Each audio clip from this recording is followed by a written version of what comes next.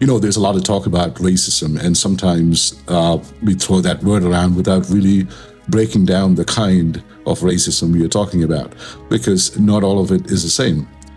There's this harmless kind, the villager in the remote corner of India or Africa or deep American South, who's never met anyone that looks like you. They stare, they ask clumsy questions, and it's not hate, it's just a lack of exposure.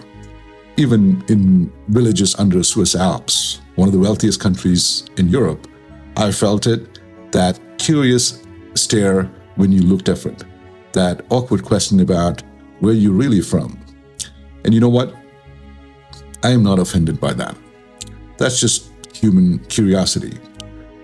It's what happens when people grow up in a place where everyone looks the same, talks the same, eats the same food.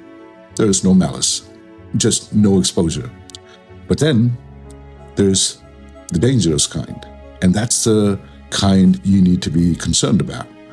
The first dangerous group of racist it's the person, or worse, the institution with an agenda and the power to act on it. The type that can decide you don't belong and make moves to erase you. Then there's another dangerous kind. It's the people who grow up in these little bubbles of privilege, taught from childhood that they are somehow above everyone else. They've never had their worldview challenged, so they keep living in that echo chamber, supporting idealistic group and making sure that they keep their privileges and entitlements. Dangerous. Then we have another group of racists. It's the ones shaping the story about you, the media, promoting the memes, the edgy jokes, all designed to make you look less than human.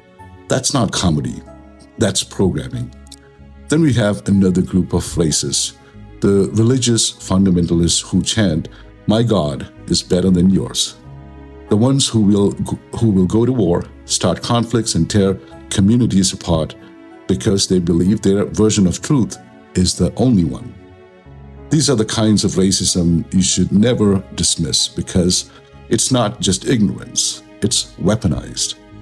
But here's the flip side. There are people, the highest kind of people, who break out of the mold, who stop swallowing what their culture, religion, or media has been feeding them, who risk being outcast from their own tribe just to live with compassion and open mind.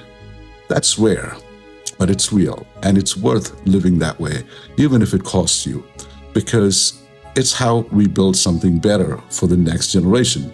So if you know in your gut that you are being discriminated against, say something, because if you don't tell your story, someone else will, and you might not like the way they tell it.